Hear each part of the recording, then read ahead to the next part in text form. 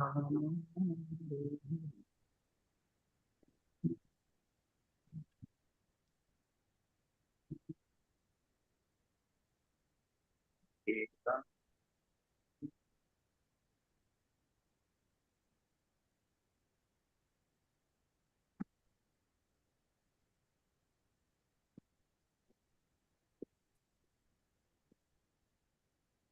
ஒரு சின்ன மங்களாச்சாரம் பண்ணிடலாம். ஓம் நமோ பகவதே வாசுதேவாய. ஓம் நமோ பகவதே வாசுதேவாய. ஓம் நமோ பகவதே வாசுதேவாய. ஓம் அஞ்ஞானதிமிராந்தஸ்ய ஞானாஞ்சனயே சலாபி சத்தம் ஸ்ரீ ஸ்ரீ குருவே நமக. ஸ்ரீ சைத்தன்ய மனோபீசிகம் பூதலே ஸ்வயம் ரூபகதாமாயம் ததாசி பவதி. हे कृष्णा करुण सिंधे दीन बंदे जगतपदे गोपेश गोपिका कांता राधा कांता नमस्ते अप्तकांचन गौरांगी राधे वृंदानेश्वरी वानुसुदेवी प्रियमानी हरिप्रिय वांच कल्पतराय कृपसिंधु के बस पदनाना भावनी नवयो नमो नमः। जय श्री कृष्णा चैतन्य प्रभु नित्यानंद श्री अद्वैत गदाधर श्रीवासादि गौरभक्तवृंद। हरे कृष्णा कृष्ण कृष्णा हरे हरे हरे रामा राम राम हरे हरे। हरे कृष्णा कृष्ण कृष्णा हरे हरे हरे रामा राम राम हरे हरे। हरे कृष्णा कृष्ण कृष्णा हरे हरे हरे रामा राम राम हरे हरे। ओम हरे कृष्णा। வந்திருக்க எல்லாருக்கும் நமஸ்காரம். ஹரே கிருஷ்ணா. நம்ம மாயத்தை பத்தி படிச்சோம். போன வாரம் ரொம்ப அற்புதமா நம்ம ஸ்டார்டிங்ல இருந்து படிச்சுட்டு வரோம். ஹரே கிருஷ்ணா. சரி, நம்ம எந்த இடத்துல நம்ம போனதுக்கு விட்டோம்? ஹரே கிருஷ்ணா, ஞாபகம் இருக்கா? 2வது அத்தியாயத்தில் நம்ம ஆரம்பிக்கணும் இல்ல இன்னைக்கு நம்ம? ஹரே கிருஷ்ணா மாதாஜி, கரெக்டா? அத்தியாயத்தை பத்தி எல்லாம் தெரியல பிரபுஜி, புக் இருந்தா தானே.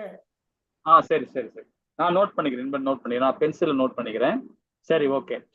இப்ப நாம 2வது அத்தியாயம், அதாவது நம்ம போன வாரம் பார்த்தது வந்து பாத்தீங்கன்னா முதல் அத்தியாயத்துல ரொம்ப அழகா நம்ம படிச்சு என்னன்னு பார்த்தோம். பாத்தீங்கன்னா ஒரு ஒரு ஒரு விளக்கம் போறோம். அதாவது மாயை குறித்து கால சொற்கள் அப்படின்னு படிச்சோம். நம்ம அது ஒரு விளக்கம் பார்ப்போம்.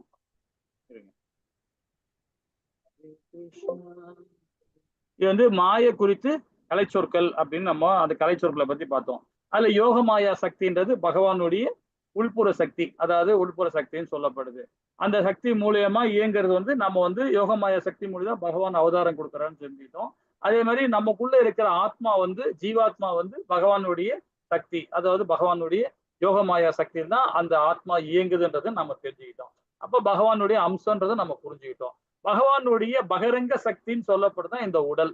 இந்த உடல் வந்து பகவானுடைய பகரங்க சக்தி, பகவானுடைய வெளிப்புற சக்தின்றதுதான் இந்த உடல். ஸோ அதுல சம்பந்தப்பட்டதுதான் வந்து நம்மளுடைய பிரகிருதி, இயற்கை. இந்த இயற்கை பௌதிகம் சொல்லப்படுது. ஸோ அதன் மூலியமா நாம வந்து இந்த மாயத்தை பத்தி நம்ம என்ன தெரிஞ்சுக்கிறோம்? மகாமாயா சக்தி மூலியமா தான் இது பகரங்க சக்தி மூலியமா, அது பகவானுடைய வெளிப்புற சக்தி பகரங்க சக்தி மூலியமா தான் இந்த யோகமாய மகாமாயா சக்தி இயங்குதுன்றதை நாம இதை புரிஞ்சுக்கிட்டோம். அது வழியா பாத்தீங்கன்னா ஜீவமாயா குணமாயா பார்த்தோம். ஜீவமாயா என்ன சொன்னோம்? நம்மளோட அறிவை மறைக்கத்தன்மை அப்படின்னு தெரிஞ்சுக்கிட்டோம் இல்லைங்களா? நம்ம ஜீவமாயா சொல்றது நம்மளுடைய ஞானத்தை, நம்மளுடைய புத்தியை, நம்மளுடைய இதை வந்து மறைக்கும் தன்மையை அந்த ஜீவமாயா நம்ம செயல்படுத்துதுன்னு தெரிஞ்சுக்கிட்டோம். அதே மாதிரி வந்து குணமாயான்றது நம்ம எந்த குணத்துல நாம இறக்குறோம், எந்த மாதிரி செயல்படுறோம், நம்ம உணர்ச்சிகள் எப்படி, நம்மளுடைய உணர்வுகள் எப்படி, இப்படி நம்ம எப்படி வெளிப்படுத்துறோமோ அதுக்கேற்ற மாதிரி அந்த குணங்கள் வந்து நம்மளை வந்து ஆட்கொள்ளப்படுது அப்படின்னு. அது அந்த குணம் தான் யாருன்னு சொல்லப்படுது? அந்த குணமாயா ஜீவமாயா இதெல்லாம் எப்படி சொல்லப்படுதுன்னா இது வந்து பாத்தீங்கன்னா நம்மளுடைய துர்கா தாய் இருக்காங்க இல்லையா, அவங்கதான் வந்து நம்மள வந்து இந்த இந்த இப்போ ஒரு தேவர்களுக்கு ஒரு சிறப்பு கொடுத்துக்கிறாங்க இல்லையா. இப்ப சூரிய பகவானுக்கு சூரியன், சந்திர பகவானுக்கு சந்திரன் சொல்றோம், வாயு பகவானுக்கு காற்று, இந்த மாதிரி ஒண்ணு சொல்றோம் பாத்தீங்களா. ஸோ இது மாதிரி துர்கா தாய்க்கு வந்து பாத்தீங்கன்னா இந்த இதை கொடுத்திருக்காரு பகவான். ஓகேங்களா? இது குணமாயா ஜீவமாயா இதை பத்தி நம்ம ரொம்ப அதோட உள்ள விஷயங்களும் நம்ம ரொம்ப அற்புதமா நாம தெரிஞ்சுக்கிட்டோம், படிச்சோம் இல்லைங்களா. சரி, இப்ப நாம 2வது அத்தியாயத்துல என்ன சொல்லப்படுதுன்னா மாயை பற்றி கோட்பாடுகள் நம்ம படிக்க போறோம். இன்னைக்கு நம்ம படிக்க போறோம். ஹரே கிருஷ்ணா. இப்போ நீங்க இந்த ஸ்லைட்ல உள்ளதை யாராவது படிக்க முடியுமா? உங்களால படிக்க முடியுமா?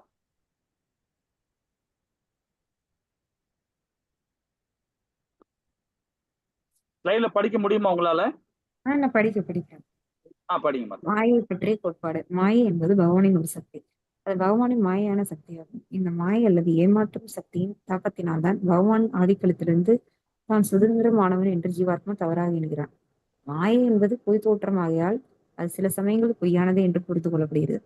உண்மையற்றது என்றும் இக்கூற்றின் மூலம் மாயைக்கு இருப்பு இல்லை என்று கொள்ளக்கூடாது. ஆழமாக பார்த்தோமானால் மாயில் இருப்பதானது ஒரு வஸ்துவை அதன் உண்மை தன்மையிலிருந்து வேறாக இருப்பதாக கருதுவதாகும். அது ஒருவித தவறான அபிப்பிராயம்.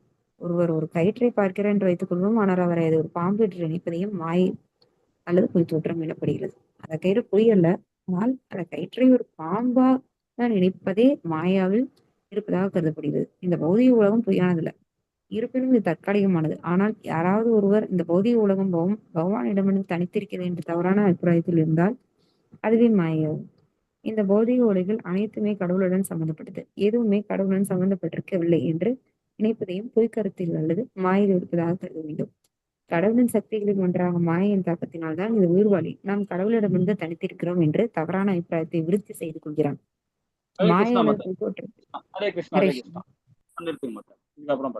இப்ப நம்ம இதை பத்தி நம்ம இந்த இதுல என்ன சொல்லப்படுதுன்னா, மாயன்னு சொல்லப்படுறது நம்மளுடைய பிரதிபலிப்பு, நம்மளுடைய எண்ண ஓட்டத்துக்கு தகுந்த மாதிரி நம்ம செயல்படுறதுனால.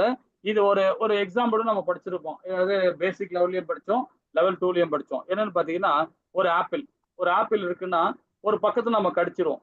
இதோ ஒரு 100% ஆப்பிள்ல ஒரு 25% கடிச்சிட்டு நம்ம வச்சுட்டோம் வச்சுங்களேன், கடிச்ச பாகம் என் பக்கத்துல இருக்கும். இப்போ உங்க பக்கத்துல முழுமையா பார்க்கும்போது முழு ஆப்பிளா தெரியும். ஆனா இந்த சைட்ல ஆக்சுவலா இந்த ஆப்பிள் நம்ம கடிச்சு சாப்பிட்டுருக்கு, கொஞ்சம் கடிச்சிருக்கும், தெரியாது. உங்க ஃப்ரெண்ட்ல இருந்து பாக்குறவங்க முழு ஆப்பிளா தெரியும் இல்லையா? ஆனா ஆக்சுவலா கடிச்சிருக்க ஆப்பிள்னு எனக்கு தெரியும், உங்களுக்கு தெரியாது. இதுதான் மாயை. சரிங்களா? இதுதான் மாயை. நமக்கு புரிஞ்சுக்கலாம். அதே மாதிரி இந்த நம்மளோட உருவம் இருக்கு. நம்மளோட உருவத்துல பாத்தீங்கன்னா, இந்த லைட் வெளிச்சத்துலயோ சன்லைட் மூலியமா பார்க்கும்போது நம்மளோட நிழல் இங்க படம் கீழே இருக்கு. நிழல் நிஜமாக முடியுமா? கண்டிப்பா கிடையாது. நிழல் தான் அது. ஆனாலும் இந்த நிழலுக்குள்ள மூல காரணம் என்ன?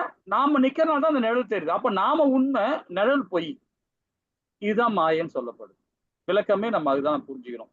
அப்ப அதே மாதிரிதான் இப்ப நம்ம பகவான் என்ன பண்றாரு, 15 அத்தியாயத்துல ஸ்ரீமத் பகவத்கீதையில ரொம்ப அழகா சொல்றாரு. அந்த அரச மரத்தை வச்சு, ஆலமரத்தை வச்சு ரொம்ப அழகா விளக்கம் கொடுக்குறாரு இல்லைங்களா? ஆலமரத்தை நம்ம படிச்சோம். ஸோ அது மாதிரி இந்த மாயை சொல்றதே பாத்தீங்கன்னா, ஆக்சுவலா பாத்தீங்கன்னா இல்லைன்னு நமக்கு தெரியும். இல்லைன்னு நம்ம நினைக்கணும். மாயன்றது இல்லைன்னு நினைக்கிறோம். நம்ம நினைச்சோம்னா அந்த மாயை நமக்குள்ள வரும். இந்த விஞ்ஞானம் மட்டும் நம்ம புரிஞ்சுக்கிட்டா போதும்.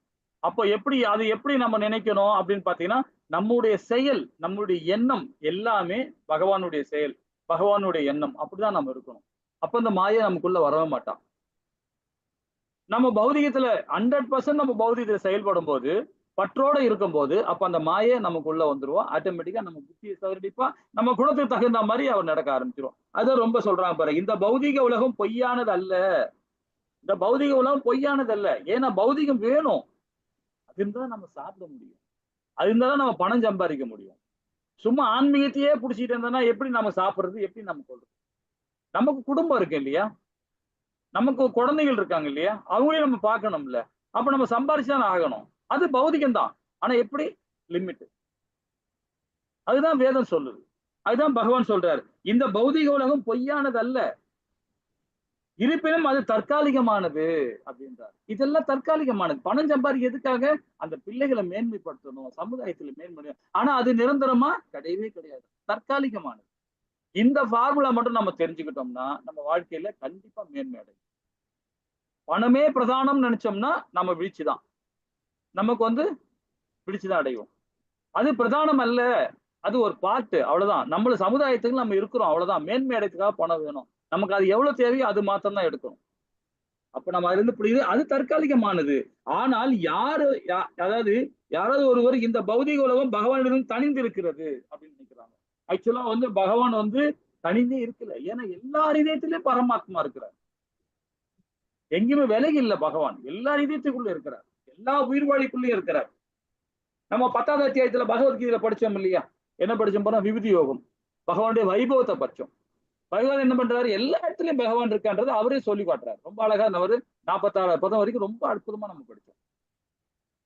19ல இருந்து 42 பதம் வரைக்கும் நம்ம தெளிவா படிச்சோம். அதுல ஸோ அப்போ நாம வந்து பாத்தீங்கன்னா பகவான் இல்லாத இடமே கிடையாது. அது அருவத்தன்மையாவும் இருக்கிறார், பிரம்ம நிலையிலும் இருக்கிறார், அதே மாதிரி பரமாத்மா ரூபத்திலும் இருக்கிறார். பகவானாம் நம்ம அறிய முடியும் இல்லைங்களா?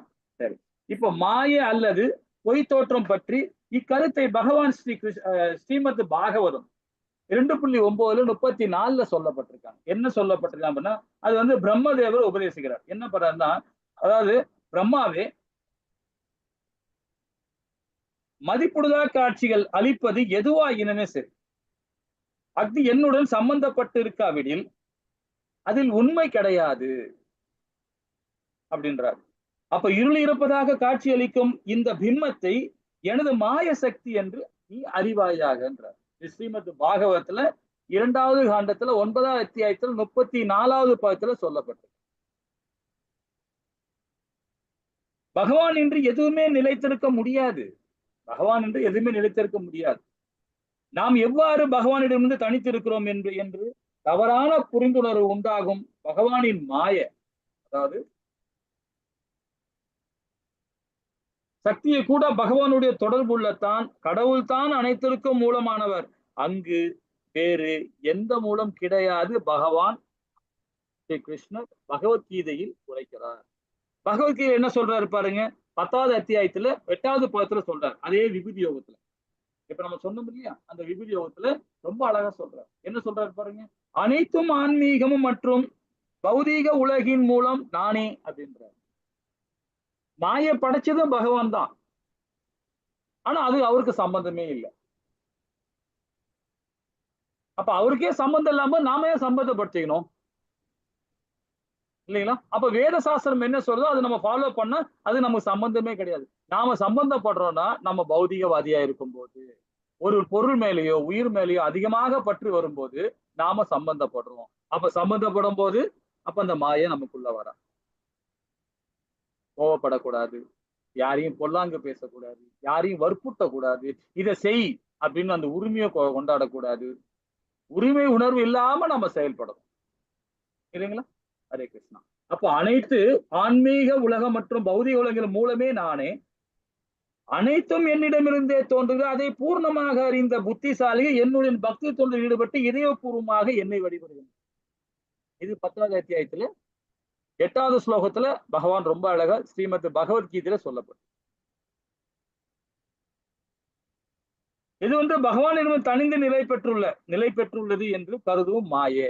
அதாவது பகவான் விட்டு விலகி இருக்கிறோம் அப்படி நினைச்சாவே நம்ம மாயத்துல கட்டுண்டாயிரும். நமக்குள்ளதான் பரமாத்மா இருக்கிறார், எல்லா ஜீவராசியத்திலும் இருக்கிற நமக்குள்ளே இருக்கிறார்ன்றது அந்த வேற்றுமை இல்லாம நம்ம பார்க்க ஆரம்பிச்சோம்னா நம்ம இதான். அதே மாதிரி வேற்றுமை பகவான் நமக்குள்ள இல்ல அப்படின்னு நம்ம தலையை நம்ம எட்ட நினைக்கிறோம் அப்படின்னு நினைக்கிறோம் வச்சுங்களா, அது அறியாமை. அதுதான் மாயை. இது சில பிரபுபாதா நம்ம விளக்கம் கொடுக்கிறாரு பாருங்க, ரொம்ப அழகா கொடுக்கிறாரு. பிரபஞ்ச தோற்றத்தின் எந்த நிலையிலும் பிரபஞ்சத்தின் படைப்பு, அதன் பராமரிப்பு, அதன் வளர்ச்சி வெவ்வேறு சக்தியுடையது. அதன் தொடர் பரிமாற்றங்கள், அதன் சீர்கேடு, அதன் அழிவு ஆகிய பிரபஞ்ச தோற்றத்தின் எல்லா நிலைகளுமே பரமபுருஷோட தொடர்பு கொண்டுள்ளன. கரெக்டா? அதே வந்து பாத்தீங்கன்னா ரொம்ப அற்புதமா கொடுக்குறாரு. 9வது அத்தியாயத்துல கொடுக்குறாரு. அதே ராஜவித்யா ராஜ குவியோகத்துல என்ன சொல்றாரு பாருங்க, சந்திரனும் நானே சூரியனும் நானே என்றார். 8லயும் சொல்றார், 7லயும் சொல்றார், 9லயும் சொல்றார். சந்திரனும் நானே சூரியனும் நானே என்றார். திரும்பவும் இங்க ரொம்ப அழகா சொல்றாரு. அதுதானே இங்க ரொம்ப அழகா கொடுத்திருக்காரு. பகவானின் சம்பந்தத்தால் இல்லாத வஸ்துக்கள் உண்மையானவை என்று ஏற்றுக்கொள்ளும் கருத்தும் பகவானுடைய மாய சக்தியின் படைப்பாக அறியப்படுகின்றன. பகவானின்றி எதுவுமே இருக்க முடியாது என்பதால் மாய சக்தியே பகவானுடைய சக்தியாக அறியப்படுகிறது. அப்போ மாய சக்தின்றது வந்து நம்ம குணமாயா ஜீவமாயான்றது பகவானுடைய சக்தியா இருக்கலாம். சத்வகுணம், ரசோகுணம், தமோகுணம், இது 3மே பகவானுடைய படைப்பா இருக்கலாம். ஆனா அதே நமக்கு வந்து அது அண்டாம இருக்கணும்னா ஹரிபக்தி தான். அது நமக்குள்ள வராம பகவான் பார்த்துப்பாரு. ஹரிபக்தியோட நாம இருந்தா போதும் இல்லைங்களா? அதுதான் இங்க சொல்லப்படுது. அதாவது அனைத்தையும் பகவானுடைய உறவில் திசை திருப்ப வேண்டும். நம்மளுடைய எண்ணங்கள் எல்லாமே பகவானுடைய நிலையில் திசை திருப்பினா என்னும் சரியான முடிவை யோகமாயான்றது நம்மளுடைய ஆத்மா இல்லைங்களா? இணையாக சக்தி அது என்று அறியப்படுகிறது. ஒரு விஷயத்தை பகவானுடைய அதன் உறவிலிருந்து பிரித்து தவறாக கருதுவது பகவானுடைய தெய்வ மாயா அப்படின்னு சொல்றது. அதாவது தெய்வ மாயா அல்லது மகாமாயா என்று அறியப்படுகிறது. மகாமாயான்றது பகவானுடைய வெளிப்புற பகரங்க சக்தி இல்லைங்களா? ஓகேங்களா?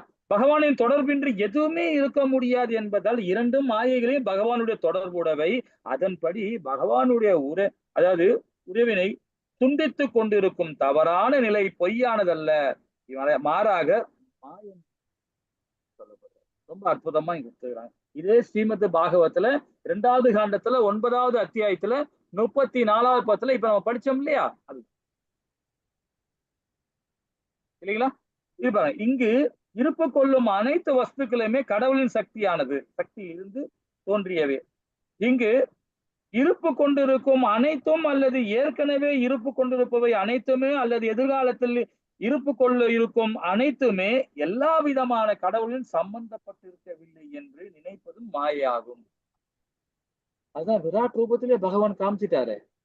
யாருக்கு? அர்ஜுனனுக்கு. என்ன காமிச்சாரு பாருங்க, விராட் ரூபத்துல எல்லா கடவுளையும் காமிச்சிட்டாரு, எல்லா தேவர்களையும் பகவானுக்குள்ள காமிச்சிட்டாரு. 2வது எதிர்காலம், நிகழ்காலம், இறந்த காலம், 3 காலத்தையும் பகவான் காட்டுறார். அது இல்லைன்னு சொன்னா அது மாய இல்லைங்களா? அப்ப எதிர்காலத்தை நாம பற்றோட இருந்து எதிர்காலத்தை நாம எடுத்துக்கிட்டோம்னா அது மாய, நாம பந்தப்படுறோம். இறந்த காலத்தையும் நாம நினைச்சுக்கிட்டே இருந்தாலும் அதுவும் மாயத்தான், இறந்த காலமும் மாயத்தான்.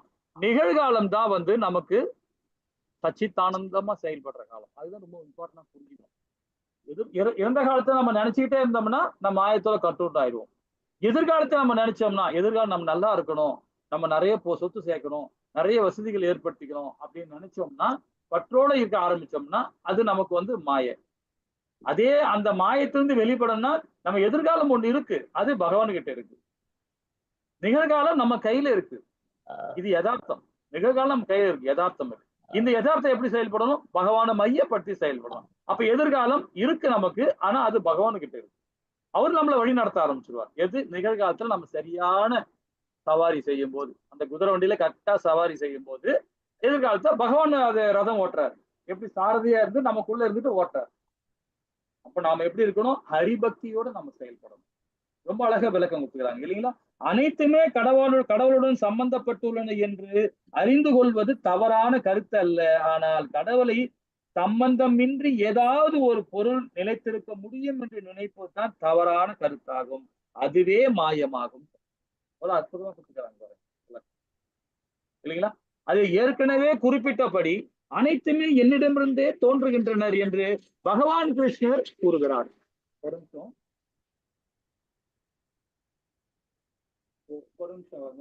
வரேன்.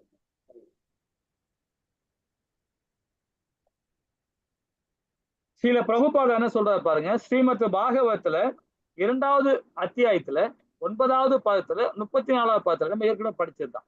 அதுல என்ன சொல்றாரு? ஒன்றை மற்றொன்றாக தவறாக கருதுவது மாயை எனப்படும். இப்ப நம்ம என்ன பண்ண பாத்தீங்களா, நம்ம தந்தையோ, நம்ம தாயோ, பிள்ளையோ, கணவரையோ, மனைவியோ நாம தவறாக எண்ணும் போது பாத்தீங்கன்னா அது மாயை. யாரையுமே நம்ம கருத கூடாது. ஒன்று மற்றொன்றாக கருதுவது தவறு. அந்த மாதிரி எண்ணம் வந்ததுன்னா நமக்கு அதுதான் பகவான் என்ன சொல்றாருன்னா 16வது அத்தியாயத்துல ஸ்ரீமத் பகவத்கீதையில அந்த 16வது அத்தியாயத்துல 26 குணங்கள்ல அந்த யாரையும் நாம தவறாக எண்ணக்கூடாது. அது தெய்வீகமான குணங்கள். அது யாரையும் குறை சொல்லக்கூடாது, யாரும் குற்றம் காணக்கூடாது. அது தெய்வீகமான குணம். அது குற்றம் யாருமே காணக்கூடாது. அதுதான் இங்க சொல்றாரு, நீ குற்றம் காணிச்சுனா தவறு இது இல்ல, இது இவர் வேற ஆளு நான் வேற ஆளுன்னு நினைச்சோம்னா அது மாய. அவர் கணவரா இருக்கலாம், மனைவியா இருக்கலாம், பிள்ளையா இருக்கலாம், இது எல்லாமே பகவானுடைய அம்சம் அப்படின்னு நினைச்சிட்டுன்னா, ஒண்ணுக்கு ஒண்ணு நினைச்சிட்டீங்கன்னா பிரச்சனையே கிடையாது. பகவானுடைய அம்சம், அப்ப அவரு பகவான் தான். பகவான் அம்சம்னா பகவான் தானே, அப்படிதான் நாம பார்க்கணும். அப்ப விரோதி நம்ம பார்ப்போம், அதை மாதிரி பார்க்கவே மாட்டோம். சரிங்களா? அது ரொம்ப அழகா சொல்லப்பட. அப்ப விரோதியை நினைக்க ஆரம்பிச்சோம்னா மாய. உதாரணமாக கயிற்றை பாம்பாக நினைத்தால் மாயை எனப்படுகிறது. ஆயினும் கயிறு பொய்யானதல்ல. மாயைக்கு உட்பட்ட மனிதன் முன்பாக கயிறு தெரிகிறது. இது பொய்யானதல்ல. ஆயினும் அதை பாம்பாக ஏற்பது மாயமாகும் சொல்லப்படும். இப்ப நாம என்ன பண்றோம்? ஏதோ ஒரு குணத்துல நம்ம செயல்படுறோம். சத்துவ குணம், ரசோ குணம், தமோ குணம். இது 3 கயிறு. குணங்கள் ஒரு கயிறா வச்சுங்க. அந்த கயிறை பிடிச்சி நம்ம தொங்கிக்கிட்டே இருக்கோம். பிடிச்சி இழுத்துட்டே இருக்கோம். அந்த கயிறு கீழே போட்டோம்னா முடிஞ்சு போச்சு. அப்ப அந்த குணம் நம்ம கிட்ட வராது. நம்ம தேவையில்லாம அந்த குணத்தை பிடிச்சிக்கிட்டே இருக்கோம். நம்ம ரசோ குணமோ, தமோ குணமோ, சத்துவ குணமோ, அந்த கயிறு வேணாடான்னு கீழே போட்டோம்னா போதும்.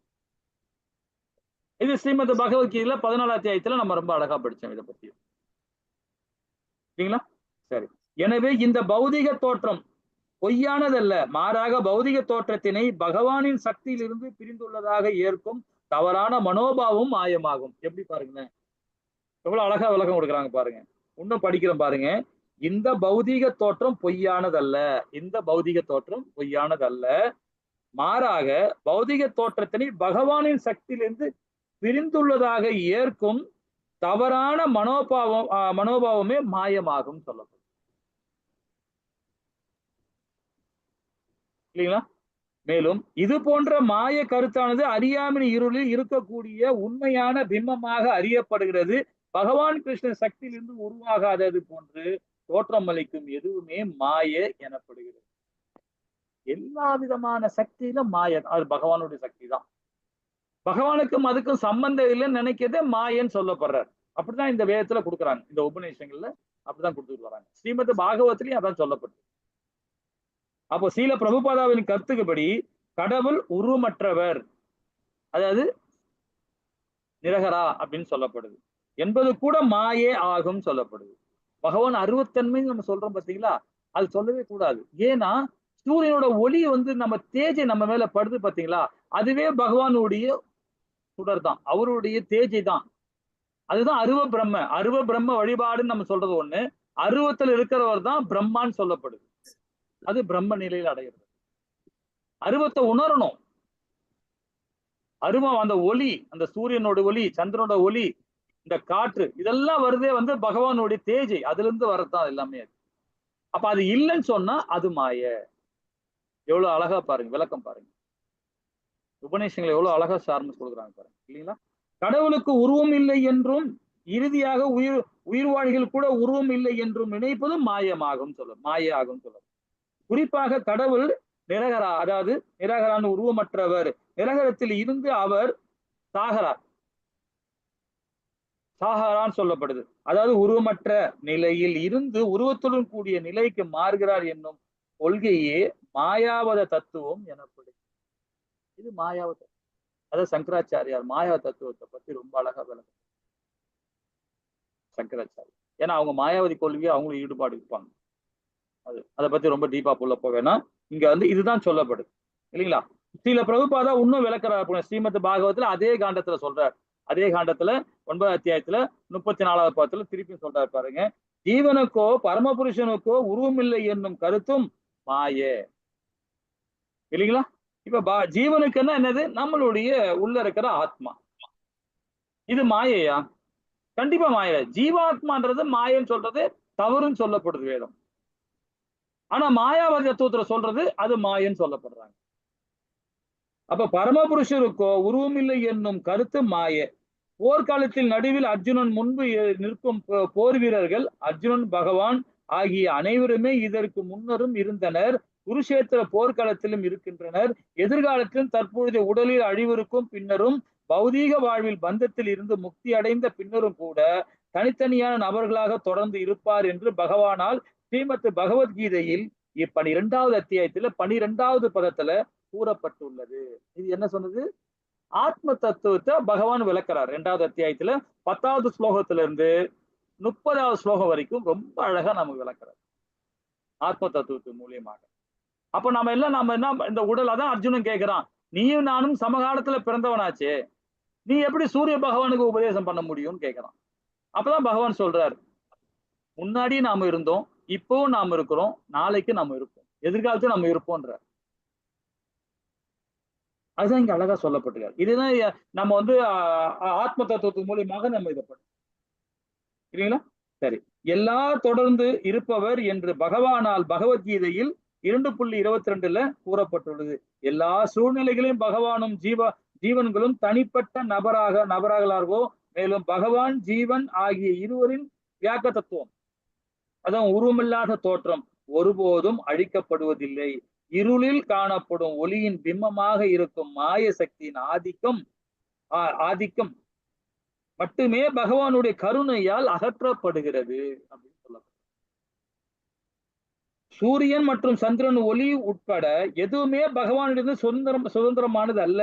உண்மையில் இந்த பௌதிக உலகில் உள்ள எல்லா ஒளியும் பரமபுருஷ பகவானின் திருமேனியில் பிரகாசமான பிரம்ம ஜோதியிலிருந்து வருகின்றன. இப்ப முன்னாடி படிச்சோம் இல்லையா உபநிஷங்கள்ல, ரொம்ப அழகான சொன்னோம். எந்த ஒரு ஒளியுமே சரி, எந்த ஒரு காற்றுமே சரி, எந்த ஒரு மழையே சரி, எதுவுமே நம்ம பாத்தீங்கன்னா எல்லா இடத்துலயும் பகவான். அதுதான் அருவம். அருவத்தன்மையோடும் இருக்கிறார் பகவான், ஆனா அருவாதியா இல்லை. அது மட்டும் நல்லா புரிஞ்சுக்கணும். நம்மளுடைய வழிபாடு எப்படி இருக்கும்னா விக்கிரக வழிபாடுதான் இருக்கணும், தவிர அருவமற்ற தன்மையை நம்ம வழிபாடு பண்ணக்கூடாது. ஆனா பகவான் அருவத்தன்மையாவும் இருக்கிறார், பரமாத்மாவும் இருக்கிறார், பகவானாகவும் இருக்கிறார். 3 விதமான நிலையில இருக்கிறார் பகவான். அப்போ அருவத்தன்மை வழிபாடு அருவமா இருக்கிறான்னு சொல்லும் போது அது யார் உணர்வா? கனிஷ்டக அதிகாரி, அதாவது ஆரம்ப கட்ட முதல் பக்தர் கனிஷ்டக அதிகாரி. அவர் தான் அருவத்தன்மையை உணர ஆரம்பிக்கிறார். அதுதான் பகவானுடைய சக்தி இருக்குன்றது உணர ஆரம்பிக்கிறார். மத்தியம அதிகாரின்றது பிரம்ம நிலை, அதாவது பரமாத்மா நிலையை உணர்றார். உள்ள இருக்கிற பரமாத்மா இருக்கிறாரு அப்படின்றது உணர்றார். பகவான உணர்றது உத்தம அதிகாரி, 3வது நிலை அதிகாரி. அவர்தான் உத்தம அதிகாரி, முதல் நிலை அதிகாரி, உத்தம அதிகாரி. சரிங்களா? ஹரே கிருஷ்ணா. சரி, சூரியன் மற்றும் சந்திரன் ஒளி உள்பட எதுவுமே பகவானிலிருந்து சுதந்திரமான இல்லை. உண்மையில் இந்த பௌதிக உலகில் உள்ள எல்லா ஒளியும் பரமபுருஷரின் பகவானின் திருமேனியில் பிரகாசமான பிரம்ம ஜோதியிலிருந்து வருகின்றது. நாம் இந்த படைப்பை இவ்வாறு தொடர்ந்து ஆராய்ந்தால் அனைத்துமே பகவான் கிருஷ்ணரை சார்ந்தே உள்ளன என்பதையும், அவரிடம் இந்த எதுவும் சுதந்திரமாக இருப்பது இல்லை என்பதையும் காண்போம். இக்காரணத்திற்காக நான் பகவானிலிருந்து சுதந்திரமானவன் உள்ளேன் என்று நினைப்பது மற்றொரு வகையான மாய. ரொம்ப அற்புதமா சொல்றாரு. இதை முடிச்சிடுறேங்க. அப்போ வேத இலக்கியம்படி, அதாவது பிரம்மன் பகவான் கிருஷ்ணன் தோன்றுகிறது. எனவே இது கூட கிருஷ்ணரிலிருந்து சுதந்திரமானது அல்ல. இது ஸ்ரீமத் பகவத்கீதையில 14 அத்தியாயத்துல ஞான யோகத்துல ரொம்ப அழகா கொடுக்கிறார். 14 அதாவது 27 சொல்றார். இப்ப நாம எல்லாமே பாத்தீங்கன்னா நான் சுதந்திரமானவன் அப்படின்னு நாம சொல்றோம். ஆக்சுவலா நம்ம சுதந்திரமானவன் அல்ல. ஆனா பகவான் என்ன சொல்றாருன்னா 18ல 73ல 63ல சொல்றாரு அர்ஜுனா, உனக்கு எல்லா விதமான ஞானத்தையும் கொடுத்துட்டேன் இல்லையா, இனி போர் பண்றது போர் பண்ணாது உன்னுடைய சாய்ஸ்டான்னு சொல்றாரு. அவனுக்கு சுதந்திரம் கொடுத்துருக்கிறார். ஆனா அந்த சுதந்திரம் நம்ம என்ன பண்றோம்? தவறான வழியில கொண்டு. ஆனா நம்ம சுதந்திரமானது அல்ல, அதை மட்டும் நல்லா புரிஞ்சுக்கணும். நம்ம சுதந்திரம் கொடுத்துருக்கிறார், ஆனா நம்ம சுதந்திரமானது அல்ல.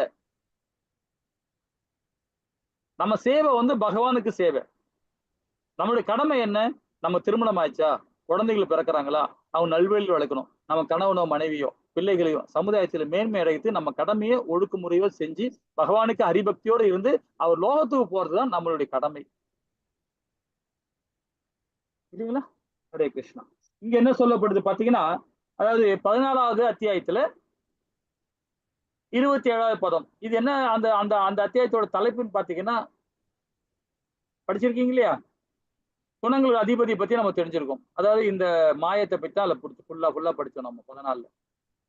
சரி, இங்க என்ன சொல்லுது? மேலும் மரணமற்றதும் அழிவற்றதும் நித்தியமானதும் இறுதி இன்பத்தை தர்மம் என அருவ பிரம்மன் ஆதாரமே நானே என்றார். அருவ பிரம்ம இது நானே என்றார். ஏன்னா பகவான் அருவ பிரம்மாவும் இருக்கிறார், கண்ணுக்கு தெரியாம இருக்கிறார். அது பகவானுடைய பயபக்தியோட பகவானை மையப்படுத்தி செயல்படும் போது அது உணரும் சக்தியை நம்ம கொடுக்கிறார். இது 14ல 27ல சொல்றார் ஸ்ரீமத் பகவத்கீதையில. அப்ப பௌதிக உலகில் யார் ஒருவருமே கடவுளிலிருந்து சுதந்திரமான இருக்க முடியாது. ஆனால் எதனால் நம்மில் பலர் நாம் சுதந்திரமானவர்களை நினைத்துக் கொள்கிறோம்? இஃது உன்னத உயிர்வாழியின் சுதந்திரமான தன்மையை பிரதிபலிப்பே. இஃது இருளில் பிரதிபலிக்கும் வெளிச்சம் போன்றது. இந்த பிரதிபிம்பம் மாயே என்று அறியப்படுகிறது. கட்டுண்ட ஜீவாத்மாக்கள் தாங்கள் சுதந்திரமான கட்டுப்பட்டாளர்கள் என்று பொய்யான முறையில் உரிமை கொண்டாடுவதே மாயே அப்படின்ற ரொம்ப அற்புதமா சொல்லியிருக்காங்க பாருங்க இந்த உபநேசங்கள்ல. இல்லைங்களா? நம்ம கணவன் மனைவியா இருக்கிறோம், குழந்தையா இருக்கிறோம், அப்பாவா இருக்கிறோம், ஏதோ ஒரு உறவுல நம்ம இருக்கிறோம். ஆனா இது எல்லாமே மாய. நாம எதுக்காக வந்திருக்கோன்றது மறந்துட்டு நம்ம குழந்தைகளோட இருக்கிறோம். ஹாப்பி அது இருக்கிறோம். ஆனா அது ஒரு காலகட்டம் தான். அதிகமாக பற்று இருக்கும் போதுதான் நாம அந்த மாயத்துல சிக்கிறோம். மனைவி மேலேயும் கணவன் மேலேயும் பிள்ளைகள் மேலேயும் சமுதாயத்து மேலேயும் நாம அதிகமாக பற்று இருக்கும்போது அது மாயதான். அது நிரந்தரமானது அல்ல. ஆனால் நம்ம அது வழியில நம்ம லைஃப்ல வந்து நம்மளுடைய வாழ்க்கையில ஒரு 60 வயசு ஆகிறோமோ, 80 வயசு வரமோ, 100 வயசு வரமோ, இதெல்லாம் நம்ம வழியில வந்து ஒரு டிராவல் பண்ணும்போது ஒரு இடத்துல போறோம் இல்லைங்களா? அது மாதிரிதான் இதெல்லாம். வந்து நம்ம கன்னியாகுமரிக்கு வரைக்கும் ஒரு பஸ்ல போறோம். பஸ்ல போனா என்ன வரும்? பஸ்ல விழுப்புரம் வரும். அதுக்கப்புறம் வந்து ஊத்துக்கோட்டை ஏதோ ஒரு ஊர் வரும்னா திருச்சி வரும். அது மாதிரிதான். ஃபர்ஸ்ட்ல நம்ம வந்து ஒரு அப்பா அம்மா நமக்கு கிடைக்கிறாங்க. அதுக்கப்புறம் கணவன் மனைவி வராங்க. அதுக்கப்புறம் பிள்ளைகள் வராங்க. அப்படிதான் ஒரு டிராவல் பண்ணணும். ஆனா நம்மளோட டிராவல் எங்க? கன்னியாகுமரி போய் சேரணும். நம்ம முக்திக்கானது. இது எல்லாமே வந்து ஒரு சப்ஜெக்ட் நம்ம கூட வர்றது. ஆனா அதுக்கு மேல நம்ம எக்ஸ்ட்ரா மோகம் போகும்போது தான் அதுதான் மாயன்னு சொல்றது. இந்த விஞ்ஞானத்தை மட்டும் நம்ம புரிஞ்சுக்கிட்டோம்னா, ஆனா உறவுகள் வேணும். உறவுகள் இருக்கக்கூடாதுன்னு சொல்லல. பகவான் சொல்றது அதான் சொல்றாரு பகவத்கீதையில. அதிகமாக பற்று இருக்கும் போதுதான் நீங்க பௌதிகத்துல போறீங்க. அதே வேதத்திலையும் அழகா சொல்லியிருக்காங்க. வேதத்திலையும் சொல்லியிருக்காங்க. எல்லா உறவுகள் இருக்கணும். உன்னுடைய செயல் இருக்கணும். உன்னுடைய இது இருக்கணும். ஆனா அகர்ம பணியில இருக்கணும்னு சொல்றாரு. இல்லைங்களா? அதுதான் இந்த ஸ்ரீமத் பகவத்கீதையில 14 அத்தியாயத்துல 27ல ரொம்ப அழகா சொல்லப்படுறார். பௌதீக உலகில் யார் ஒருவருமே கடவுளிலிருந்து சுதந்திரமான இருக்க முடியாது. ஆனால் எதனால் நம்மில் பலர் சுதந்திரமானவர் என்று நினைத்துக் கொள்கிறோம். இதை படிச்சாச்சு. சில பிரபுபாதா கூறுகிறார், இந்த பௌதிக உலகில் நாம் காணும் சூரியனை ஒளி கூட சுதந்திரமானது அல்ல, அல்லது சந்திரன் ஒளி கூட சுதந்திரமானது அல்ல. பகவானின் உன்னதமான உடலில் இருந்து வரும் ஒளியை குறிக்கும் பிரம்மஜோதி ஒளியின் உண்மையான மூலம். இந்த ஒளியை சூரியன் ஒளி, சந்திரன் ஒளி, நெருப்பு ஒளி அல்லது மின்சார ஒளி என வெவ்வேறு ஒளியாக பிரதிபலிக்கிறது. ஆகவே ஜீவாத்மா பரமாத்மாவான பகவானிலிருந்து பிரிந்திருப்பதாக எண்ணுவதும் மாய. நானே கடவுள் என்று பொய்யாக கூறிக்கொள்வதும் மாயையின் பகவானின் வெளிப்புற சக்தியான மாயினால் விரிவாக்கப்படும் கடைசி வலையாகும். தனி உயிர்வாழியின் சுதந்திரம் உண்மையான சுதந்திரம் அல்ல. அது பரம ஜீவனான பகவானிடம் இருக்கும் உண்மையான சுதந்திரத்தின் பிரம்மமே ஆகும். நமக்கு பரமபுருஷருக்கு சமமான சுதந்திரம் இருப்பதாக கொண்டு கட்டுண்ட ஜீவன்கள் பொய்யான முறையில் பறைசாற்றிக் கொள்வது மாயை என்பது இப்பதத்தின் முடிவு அப்படின்னு சொல்லப்படுது. இது ஸ்ரீமத் பாகவத்துல 2வது காண்டத்துல 9வது அத்தியாயத்துல 34வது பாதத்துல நாம அதை பத்தி தான் இந்த சாராம்சமே நம்ம சொல்லிக்கிட்டு இருக்கோம் இல்லைங்களா? அப்ப பிரபஞ்ச தோட்டத்துடன் பரமபுருஷன் சம்பந்தத்திற்கு காரணமாக இல்லாத பிரபஞ்ச ஆராய்ச்சிகள் மாயே அல்லது பொய்யானவை என்று ஸ்ரீல பிரபுபாதா மேலும் கூறுகிறார். பல்வேறு விதமான தலைப்புகள் விஞ்ஞானிகள் ஆழமான ஆராய்ச்சிகள் இடையராது மேற்கொண்டு வருகின்றனர். பிறகு அவர்கள் பல்வேறு முடிவுகள் வருகின்றன. அவர்களுடைய ஆராய்ச்சிக்கு கடவுளுடன் எந்தவித தொடர்பு இல்லை என்பதால் அதன் முடிவு முழுமையற்றதாகவே இருக்கும். வித்யாவுடனோ அல்லது வேத ஞானத்தோடோ சரியான சம்பந்தத்துடன் ஆராய்ச்சிகள் மேற்கொள்ளப்படும் போது அவற்றின் முடிவு மாயையிலிருந்து விடுபட்டதாகவும் இருக்கப்படுகிறது. அதாவது விடுபட்டதாக இருக்கும். இப்போ ஒரு டாக்டர் படிச்சிருக்கா, ஒரு இன்ஜினியர் படிச்சா நம்ம படிச்சுட்டு இருக்கோம் இல்லையா? எல்லாமே ஒரு பௌதிக ஞானத்தோட இருப்பாங்க. ஆனா அதே ஆன்மீக ஞானத்தோடு இருந்தாங்கன்னா அதோட அந்த அந்த பதைக்குள்ள சாராம்சத்தை புரிஞ்சுப்பாங்க. அப்போ அந்த மாயை வந்து அவங்க வராது. இப்போ ஒரு டாக்டர் படிச்சிருக்காருன்னா பௌதித்தன்மையோட இருந்தாலும் என்ன பண்ணுவாரு? பணம் சம்பாதிக்கணும்னு ஆசைப்படுவார். ரசகுணம் போவார், தமோ குணம் போவார், திடீர்னு சத்துவ குணத்துக்கு வருவார். அதே ஆன்மீக ஞானத்தோட அந்த கீதையை அந்த டாக்டர் படிச்சிருந்தாருன்னா, பௌதிக ஞானத்தோடையும் ஆன்மீக ஞானத்தோடும் டாக்டர் படிச்சிருந்தாருன்னா மக்களுக்கு சேவை பண்ணுவார், சமுதாயத்துக்கு சேவை பண்ணுவார். அவருக்கு என்ன வருமானம் வேணுமோ அதை எடுத்துப்பார். ஒரு ஹாஸ்பிட்டல் கட்டிருக்காங்கன்னா அதுக்குள்ள எவ்வளவு பணம் போட்டிருக்காரு, அதுக்குள்ள வட்டி என்ன, இன்ட்ரெஸ்ட் என்ன, ரெண்டாவது நமக்கு எவ்வளவு வருமானம், சம்பளம் எவ்வளவு வேணும் அவருக்கு. ஏன்னா ஆன்மீக தன்மை இருக்கும்போது அதிகமா பேராசைப்பட மாட்டார். நமக்கு என்ன வேணும், ஒரு நாளைக்கு 3 இட்லி சாப்பிடுவோம் காலையில, அதிகபட்சம் ஒரு 5 இட்லி சாப்பிடுவோம், அதுதான் லிமிட். அது என்ன ஒரு 50 ரூபா இல்ல ஒரு 100 ரூபா ஆகும். ஒரு நாளைக்கு 300 ரூபா நமக்கு செலவு, நம்ம செலவு. அப்ப நம்ம பிள்ளைகளுக்கு எவ்வளவு, இது மாதிரி ஒரு இதுனா வேதங்களை கொடுக்கப்பட்டிருக்கு, கீதையிலும் சொல்லப்பட்டிருக்கு, ஸ்ரீமத பாகவதம் சொல்லப்பட்டிருக்கு. ஒரு குடும்பத்துக்கு எவ்வளவு தேவை ஒரு எஸ்டிமேட் போடணும். இதுதான் நம்ம சம்பாதிக்கணும். இதுக்கு மேல வர்றது எல்லாமே பௌதீகம். நம்ம வாழ்வாதாரத்துக்கு என்ன தேவை சம்பாதிக்கத்தான் நமக்கு, அதுதான் கடவுள் கொடுத்திருக்கார், பகவான் நமக்கு கொடுத்திருக்கிறார். அதுக்கு மேல சம்பாதிக்கிறது எல்லாமே பௌதீகம், மாய அப்படின்னு சொல்லப்படுது. அது இன்னொன்னு ஒரு கொச்சையா சொல்ல போனா கிரிமினல் ஆக்டிவிட்டின்னு சொல்லுவாங்க. அது அதாவது திருடத்துக்கு சமம். அடுத்தவங்களோட பொருளை திருடுறதுக்கு சமமா அது.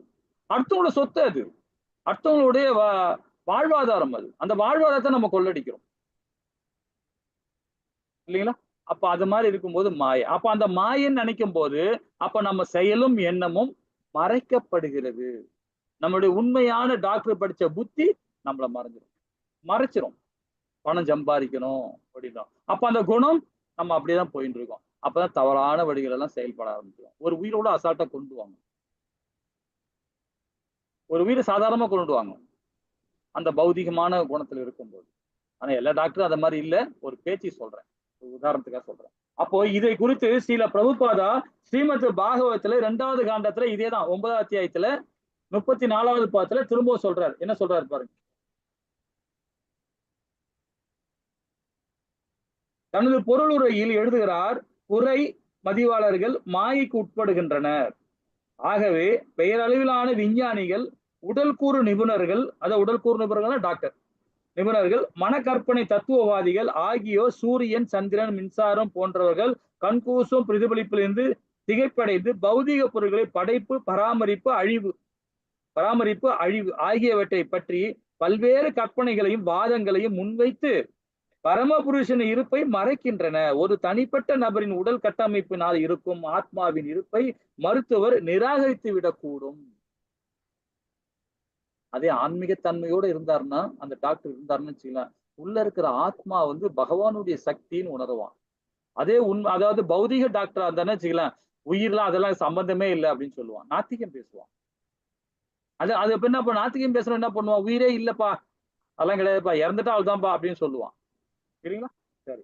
ஆனால் உயிரற்ற ஒரு உடலில் எல்லா உறுப்புகளும் இயங்கும் விதத்தில் இருந்தாலும் அவரால் அவ்வுடலுக்கு உயிர் கொடுக்க முடியாது. மூளை, மனிதன் இயந்திரமாக என்னும் உடல் கூறு அறிஞர்கள் அதை ஆழமாக அறிய முயல்கின்றனர்.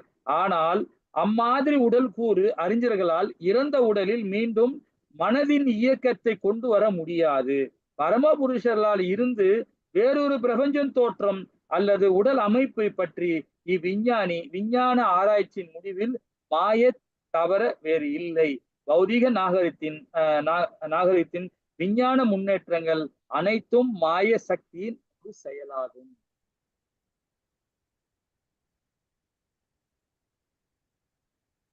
இல்லைங்களா? ஹரே கிருஷ்ணா. இம்மாதிரி விஞ்ஞானிகள் அறிவு கடவுளின் மாய சக்தியினால் மறைக்கப்பட்டுள்ளது. அதன் விளைவாக அவர்கள் பொருட்களை உள்ளபடி காண்பதில்லை. பௌதீக படைப்பில் உள்ள ஒவ்வொரு பொருளும் உண்மையில் கடவுளுடன் சம்பந்தப்பட்டுள்ளன என்பது அவர்களுக்கு தெரியாது. வேத இலக்கியங்கள் இருக்கும் உண்மையான ஞானத்தை அவர்கள் ஒப்புக்கொள்வதில்லை. பகவானின் பௌதீக சக்தியின் மயக்கும் திறமை பற்றி ஸ்ரீல பிரபுபாதா ஸ்ரீமத் பாகவதத்தில் 2வது காண்டம் 3வது அத்தியாயத்தில் 9வது அத்தியாயத்தில் 34வது பதத்தில் தனது பொருளுக்கு மீண்டும் விளக்குகிறார். மாய சக்தியானது ஜீவராசிகளின் அறிவை மறைக்கும் திறமை மற்றும் அவர்களின் வீசி எரியும் திறமை என்னும் இரு தோற்றங்களில் செயல்படுகிறது. மாயின் வீசி எரியும் திறமையின் மூலம் இந்த உயிர்வாளிகள் அறியாமை என்னும் இருளில் வீசி விடுகிறது. மேலும் மறைக்கும் திறமைகளின் மூலம் இந்த மாய சக்தியானது உயர்ந்த உயிர்வாழியின் பிரம்மதேவருக்கு ஆத்ம ஞானத்தை அளித்த பரமபுருஷ பகவானின் இருப்பை பற்றிய ஞானமில்லாத மனிதர்களின் கண்களை மறைத்து விடுகிறது. ரொம்ப அற்புதமா நாம இதுல படிச்சிருக்கோம் இல்லைங்களா? மாயத்தை பத்தி எவ்வளவு அழகா விளக்கம் போடுங்க. அதாவது மாயவுடன் பற்றிய கோட்பாடுகளை பத்தி நம்ம விரிவா படிச்சிருக்கோம். இன்னும் பாருங்க, இந்த இந்த உயிர்வாழிகள் கடவுளிடமிருந்து அதாவது சுயேட்சையானராக என்று நினைப்பதும் அவர்கள் தாங்களே தங்களை கடவுள் என்றும் கருதி கொள்வது கூட மாய. பௌதீக சக்தியானது கடவுளின் கீழ்நிலை சக்தியாகும். ஜீவாத்மாக்களாகிய இவ்வுயிர்வாழிகள் கடவுளின் உயர்நிலை சக்தியாவார். அப்படி இருந்த போதிலும் ஜீவாத்மாக்கள் கடவுளுக்கு சமமாக முடியாது. இந்த உயிர்வாழிகள் எப்பொழுதுமே கடவுளாக முடியாது. ஒவ்வொரு ஜீவனும் கடவுள் என்ற தவறான புரிந்துணர்வானது பொய் தோற்றத்தின் வேறொரு அம்சங்களாகும். அது கூடவே மாய, அது கூட மாய என்றார்.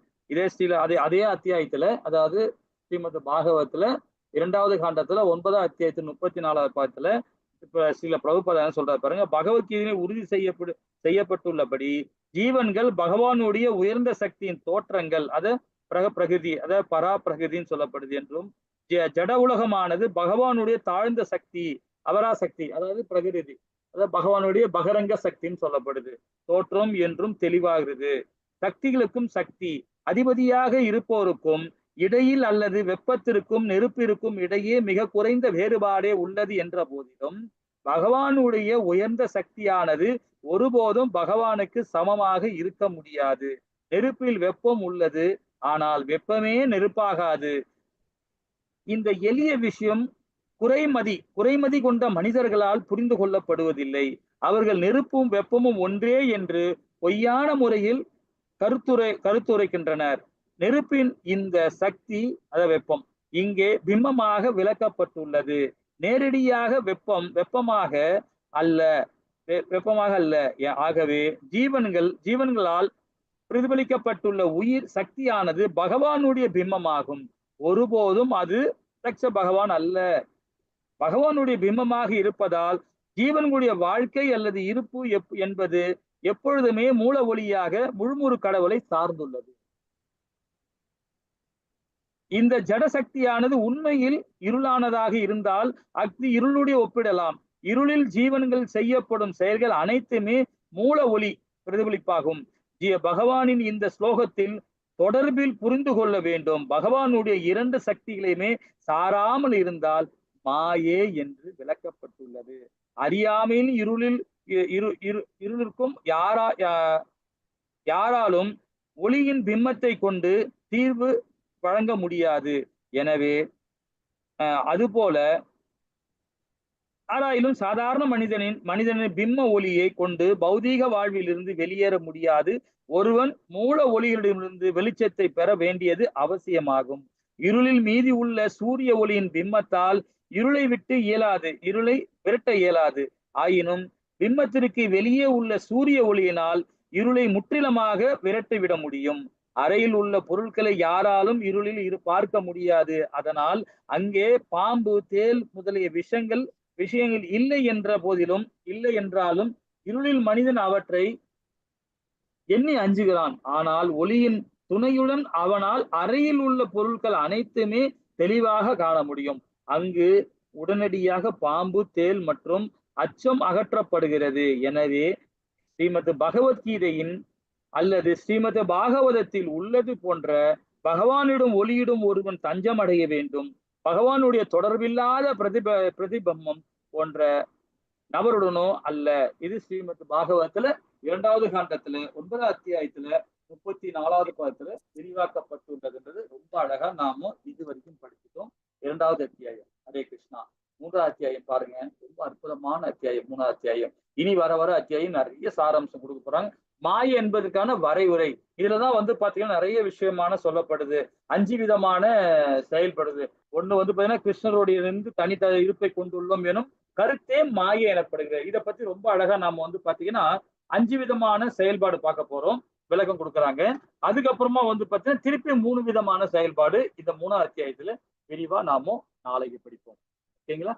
நாளைக்கு 8:30 மணிக்கு கிளாஸ் ஆரம்பிச்சுட்டு 9:30 மணி நம்ம நாளைக்கு முடிச்சிடலாம். हरे कृष्णा। वांछे कल्पतराय कृप सिंधे पदनानां भावनीये वैष्णव्यो नमो नमः। जय श्री कृष्णा चैतन्य प्रभु नित्यानंद श्री अद्वैत गदाधर श्रीवासादि गौर भक्त वृंद की जय। हरे कृष्ण कृष्ण कृष्ण हरे हरे, हरे राम राम राम हरे हरे। ஏதாவது டவுட் இருந்தா கேட்கலாம். ஹரே கிருஷ்ணா மாதாஜி.